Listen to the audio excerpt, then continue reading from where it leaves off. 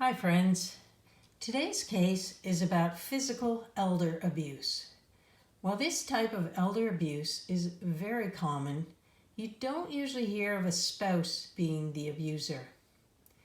This report also involves the police being called on multiple occasions, so listen until the end to hear just how it was resolved. Let me share the details because elder abuse matters.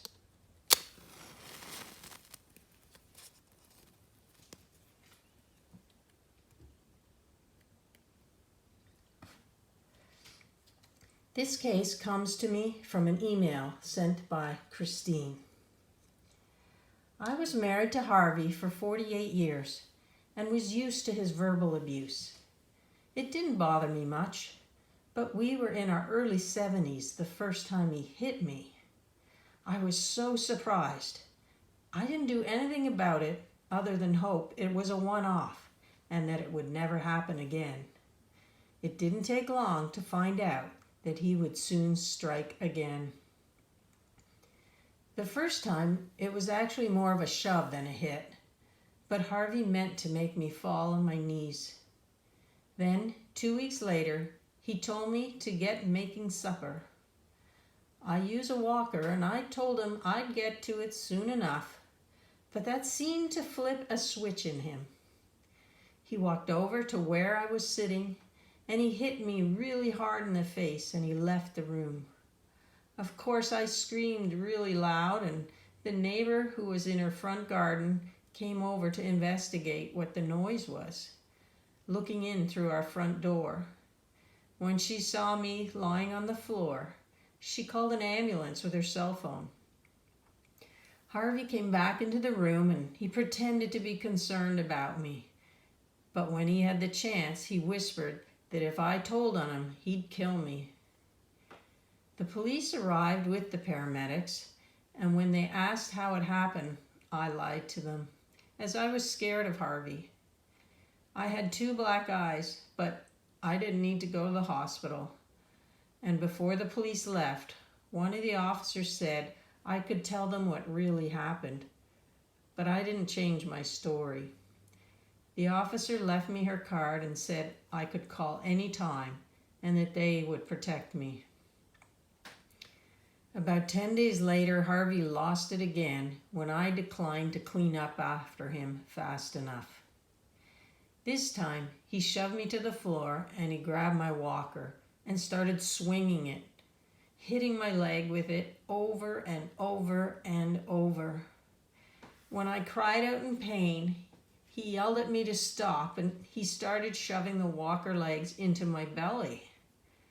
I continued to scream and he continued to swing the walker into different parts of my body until I lay motionless, unable to move or to scream.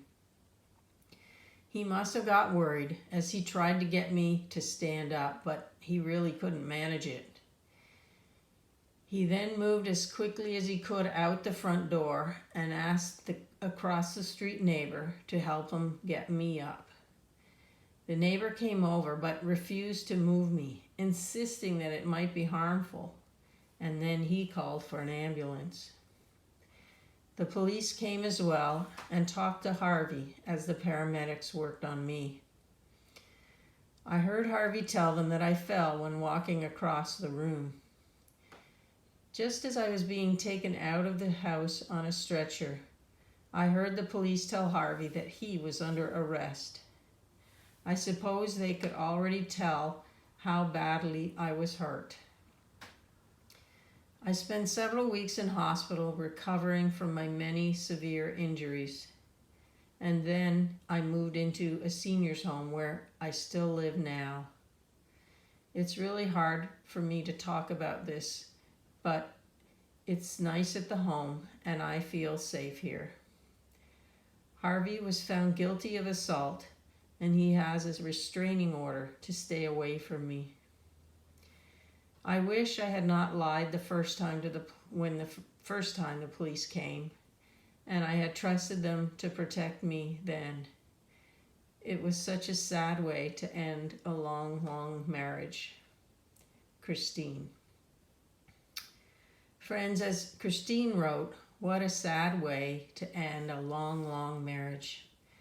I can't help but wonder if Harvey was suffering from some dementia that made him his verbal abuse turn to physical abuse. But if so, I'm sure the courts would have taken that into account, and he likely wouldn't have been found guilty of assaulting Christine. He certainly should never have beaten her like he did, and with her own walker. Like, what's wrong with that? Thankfully he stopped when he did, or he might have killed her. I'm sure many of you know of physical elder abuse in your lives that you could share in the comment section below. Maybe you've experienced it yourself. Did you involve the police? Or were police involved in the case you know of? Sadly, Christine waited too long to trust them to help her. Let's hope that other seniors experiencing physical elder abuse don't wait as long, because elder abuse matters. Friends, our goal here is to share abuse cases so that if you or someone you know is or has been abused, you'll know that you are not alone. While it can be therapeutic to hear others' stories, it may also be helpful for you to anonymously share your own story of abuse on this channel and possibly help others too. Just check the show notes below to find out how. And finally, please comment, like, and subscribe if you found this video helpful. It will help us to grow the channel together so we can reduce the abuse, because elder abuse matters.